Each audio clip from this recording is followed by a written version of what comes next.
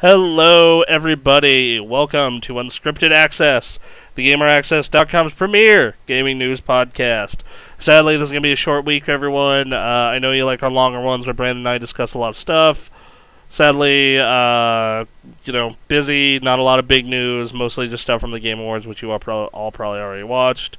And we've been way too involved with Super Smash Bros., getting super good with Isabelle, who's a horrible, terrifying monster in that game. Anyway, let's get to the news. So, like I said, the Game Awards happened.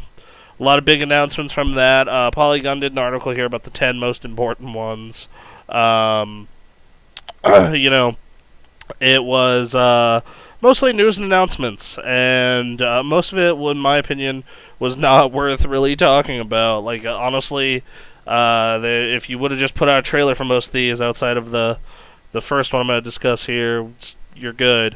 Also, it was really cool to see the three executives from the American branches of Sony, Microsoft, and Nintendo come out, celebrate video games. Obviously, you can see the image there of Reggie, Phil Spencer, Sean Layden, I believe his name is, for Sony. I don't know, man. After they got rid of Jack Trennan, that was a bummer. I want him to come back. Anyway, first announcement to talk about: Joker from Persona 5 is coming to Super Smash Bros. No one would have predicted this. Like, if you predicted this, you're, like, a messiah, like, you're the prophet. Like, I have no concept for, like, what is going on for you. Just straight up, honest. He's gonna be the 76th fighter, in the game after Piranha Plant comes out. He's the first one the Fighters Pass. Reggie says expect more announcements like this. So, I mean, like, this could be anybody. It could be Dante from Devil May Cry. It could be Banjo-Kazooie. It could be literally anyone. It could be the Grinch. Those rumors could be true. You never know. I'm super excited. We've been on, everyone on the staff has been playing Smash all weekend nonstop, except for Bremen, I think.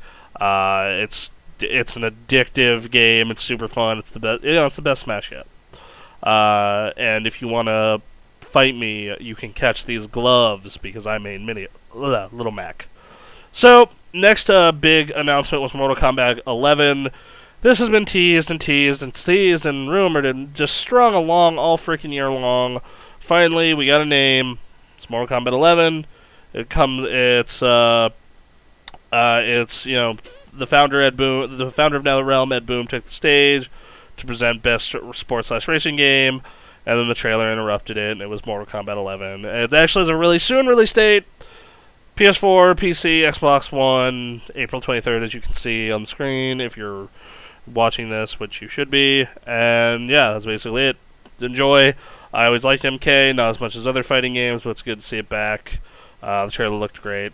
This one was kind of a surprise. So everyone thought Crystal Dynamics was doing the new Marvel Ultimate Alliance, and it was going to be part of the newly started Marvel game universe that was started by Marvel Spider-Man on PS4 earlier this year. This is going to branch off from that, but nope, it's its own separate thing. It's Marvel Ultimate Alliance 3. It is a Switch exclusive. It's coming next year, and it's made by the team that made Neo. So far, it looked really good. My only qualms with it is if we can get this trailer to run here, is visually it kind of looks like a mobile game.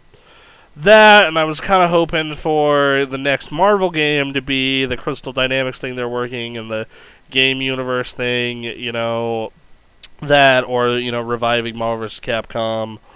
Like, I understand why they did this, and it's important and everything, but I'm also kind of, I don't know, I'm a little bummed. Like, I wanted to see, like, an Iron Man game by Crystal Dynamics, or a Captain America game, or something that, just really continues that game universe, because that Spider-Man game was so damn good and such a strong start.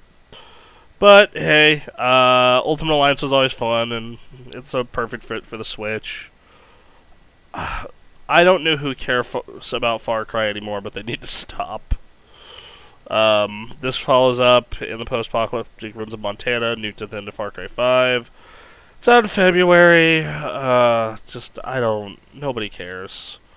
Assassin's Creed creator Patrice, I can't even pronounce that, it's French, shows some pre-alpha footage of their new game.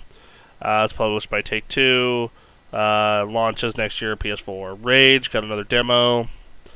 It's more Rage. It looks fine. Like, I'm just not hyped. Dragon Age, or, they showed this trailer that's probably Dragon Age, and I'm just like, who cares? Inquisition was bad, 2 was bad.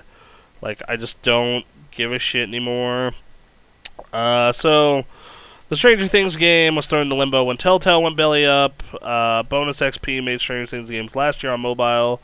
This one is similar to that, top-down 16-bit game coming to consoles next year when the third season of Stranger Things comes out.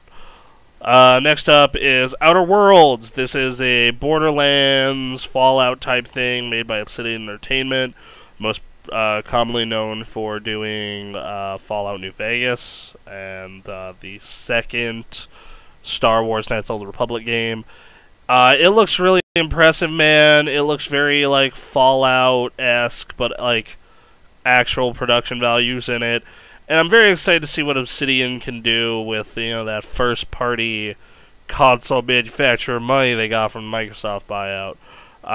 You know, it looks like a killer title. I'm very intrigued. You know, when I first got it, I was like, another post-apocalyptic, but then I got a good look at it. I'm like, okay, this has potential to be cool. You know, it's not just all gray and brown and ugly, and like visually it doesn't look like crap. But, like, if they can make the shooting feel good, I'll be into it. We got a new game from the Ark team. No one cares about Ark.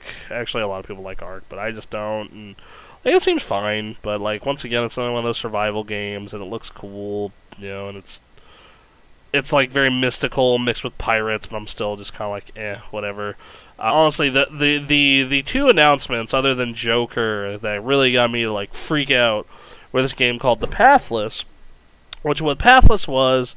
It's made by a big indie game studio. They did, God, what's the name of it? I'm forgetting the name.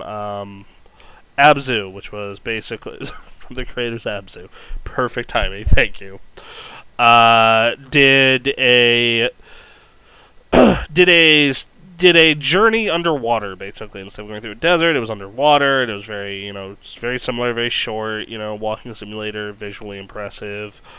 And it was a lot of fun. It was, you know, it wasn't a mind-blowing experience by any means. And then they show this off, and it looks like a real action-adventure game with some crazy shit going on. It has like great visual style. I'm very intrigued to see what this, what the final product of this is. I think it looks excellent visually. I think that you know, it could mechanically be cool from what they've shown. It kind of looks Breath of the Wild meets Okami a little bit. We'll see, though. You know, you never know how these things turn out, especially with a trailer like this, which basically shows us like almost nothing. So yeah, and it also studio was founded by Journey's former art director, which that explains a lot. Let's see. Next up is Hades by Supergiant Games. Supergiant Games, if you don't know, they made The Amazing Bastion, The Amazing Transistor, Pyre, which I haven't really put much time into, but I've heard it's pretty good. And now they're making Hades. It is exclusive currently to the Epic Games Store, which is the new Steam competitor. And what it is a roguelike dungeon crawler from the creators of Bastion Transistor. You know, and just it's a full-on. Oh, don't want to play it. Don't want to hear the volume. Yeah, they even say from the creators of Bastion and Transistor. They really want you to know that. You know, like all their games, it visually looks cool, and they do the narrator thing, and like it looks interesting. Like it looks like a kind of Diablo-esque roguelike. I'm not super big into roguelikes. The only one I've really ever got into was Rogue Legacy, and I guess you can technically call XCOM one if you wanted to. But even then, I'm not super into it. But this could be fun. It looks cool. They're using that same style. It looks like even the same engine. And yeah, I'm hoping it turns out good, and I'm hoping it moves to a platform that I actually want to play it on. To be fair, it's not super spec heavy, as you can tell. You know, they don't even list specific things. There's like dual core, 8 gigs of RAM, 2 gigs of VRAM. Like if you can clear the ceiling, you're good. So yeah, that was kind of it. As for the actual awards themselves, Red Dead and God of War kind of swept everything. Fighting Game went to Dragon Ball, of course, well deserved. I think God of War is a great game. It wouldn't have been my personal choice, but it is what it is. As for our Game of the Year awards, they're going to come into the year as always. Looks, could be cool.